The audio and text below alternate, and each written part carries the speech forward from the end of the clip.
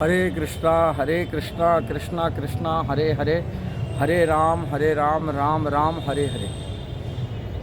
ISKCON में साध्य साधन वस्तु एक होता है। साध्य और साधन अर्थ हमको पहले समझना पड़ेगा। साध्य अर्थ है लक्ष्य, एम,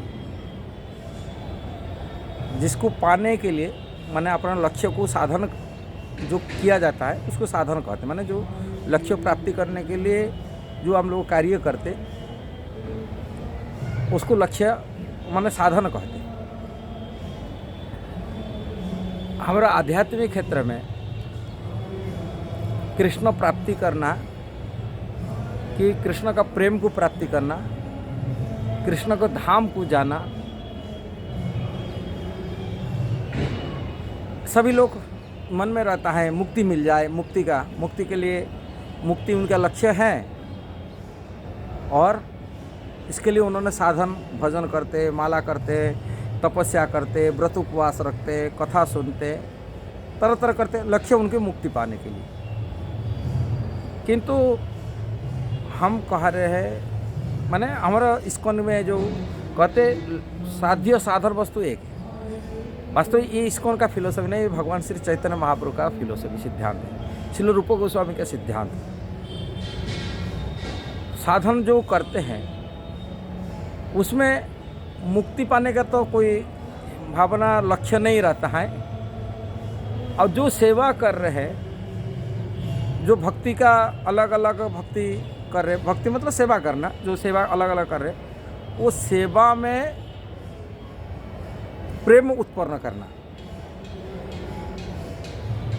वही लक्ष्य है।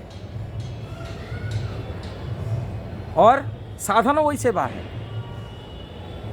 जैसा है एग्जाम्पल, कोई माला करता है, भगवान के नाम जप करता है, किंतु शुरू में वो प्रेम पूर्वक नाम माला नहीं करता है। वो माला गुरु के आदेश पर हो कि शास्त्र का आदेश पर हो, नहीं तो संसार से बंधन से छुटकारा पाने के लिए हो, इसी प्रकार की उसको देख कर के वो भजन करता है, माला करता है। शुरू में साधन कर रहा है हरि नाम, मेरे को ऐसे संसार बंधन छुटकारा मिल जाए, संसार तकलीफ मिल जाए, मतलब मन की शांति मिले, ऐसे विचार लेके उन्होंने भजन करता है, माला करता है, जप करता है, हरे कृष्णा कृष्ण कृष्ण हरे हरे, हरे राम राम राम हरे हरे। किंतु लक्ष्य यहाँ जो शुरू में होता है, इनके लक्ष्य में उनका लक्ष्य हो गया मेरे संसार में शांति हो, उनका लक्ष्य हो गया कि संसार से मुक्ति मिल जाए, उनका लक्ष्य हो गया कि कृष्ण का धाम जाना, वो भी मुक्ति में आता है। 5 प्रकार मुक्ति में भगवान की लोक को जाना, कि भगवान की बराबर ऐश्वर्य भोग करना, कि भगवान के पास में रहना, सामीप्य मुक्ति, कि षष्ठी भगवान का ऐश्वर्य को प्राप्ति कर लेना, कि ब्रह्म साजुज्य भगवान शरीर में अंग में लीन हो जाना, भगवान की जो अंग प्रकाश है, भगवान की अंग कांति किसको कहते, वो ज्योति में प्रकाश में लीन हो जाना, इसको ब्रह्म साजुज्य मुक्ति कहते। ऐसे मुक्ति के लक्ष्य रखकर ही उन्हें साधन कर रहा है। किंतु जब भक्ति की परिपक्व हो जाता है, समझ जाता है, भगवान चैतन्य महाप्रभु की शिक्षा अनुଯାयी, वो हरि नाम ही उनका साध्य है, वो साधन है। कैसा साध्य है? जब वो हरि नाम में प्रेम को उत्पन्न कर लेता है। ऐसे ही जो लक्ष्य प्राप्ति है, जैसे ही कोई पढ़ाई करता है, डिग्री बहुत ही उदाहरण दे रहा हूँ, जैसे कोई पढ़ाई करता है, उनको कोई डॉक्टर बने कि इंजीनियर बने, इसके लिए उन्होंने पढ़ाई करता है। पढ़ाई करना उनका क्या हो गया? साधन हो गया। लक्ष्य क्या है? इंजीनियर बनना। इंजीनियर बनने के बाद उसको पढ़ाई नहीं करना पड़ता है, इंजीनियर हो गया ना, डिग्री मिल गया, इंजीनियर कार्य करता है। कि डॉक्टर हो गया, उसको पढ़ाई नहीं करना पड़ता है, पढ़ाई हो गया ना, पढ़ाई के पास हो गया। किंतु भक्ति में ऐसा नहीं है। भक्ति में जो लक्ष्य साधन साध्य वस्तु, यदि वो सिद्धि प्राप्ति कर ले, भगवान कृष्ण मिल गए, इसके मिल के बाद उसको भजन छोड़ देना, ऐसा नहीं होता। कृष्ण मिलने के बाद भी भजन ही करना पड़ता है। कृष्ण धाम मिल गया, धाम मिलने के बाद आप भजन नहीं करना, ऐसा नहीं है। धाम मिल गया मतलब वो भजन ही करना। अब भक्ति में भक्त जो होते, शुद्ध भक्त होते, उनके मन में ये विचार नहीं होता मेरे को भगवान धाम गोलोक प्राप्ति होगा, आ जाएंगे, मैं ये कर, ये लक्ष्य नहीं भजन करते कि वैकुंठ प्राप्ति, ऐसे नहीं। उनको भगवान के भगवत जो नाम जो है, नाम में प्रेम उत्पन्न हो जाए।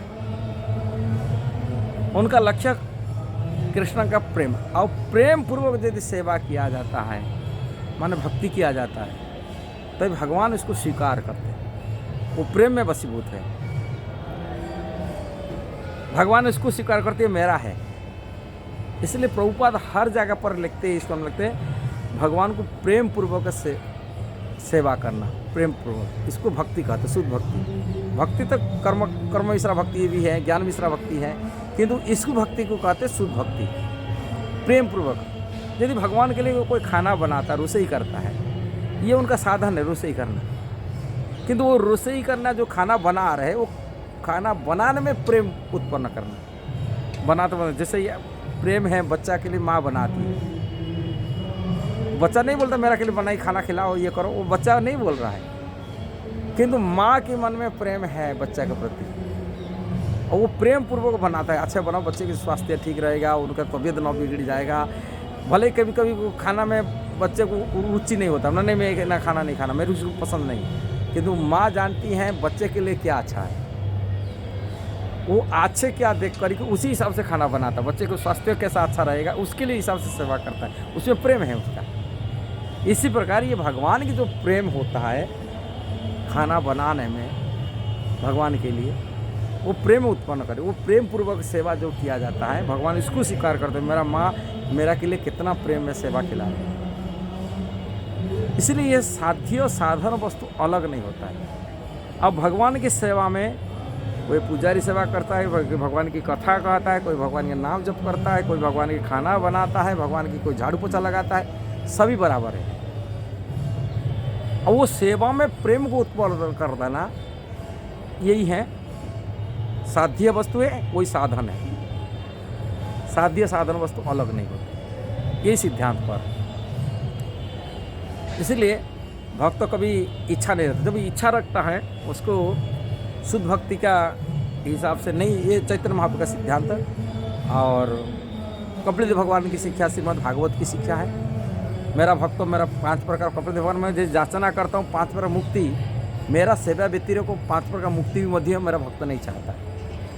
उनको तो सेवा चाहिए, भगवान की सेवा चाहिए, और सेवा में और जो प्रेम उत्पन्न, प्रेम पूर्वक सेवा करता है, भगवान इसको एक्सेप्ट करता, स्वीकार करता है। भक्तों की यही लक्ष्य है, मैं कहाँ भी रहे, कोई भी जगह रहे, मैं भगवान आपका सेवा करता रहूँ। इसलिए भक्त जो भगवान की सेवा में तल्लीन रहता है, रूप गोस्वामी के सिद्धांत श्रीमद् भागवत से क्या अनुयायी, वो मुक्त है, जीवन मुक्त सब चेते, रूप गोस्वामी कहते हैं। जो 24 घंटा भगवान की सेवा में लगा हुआ है, नाम रूप गुण लीला आदि में भगवान की सेवा में तल्लीन है, वो संसार में रहते हुए भी मुक्त जीव है।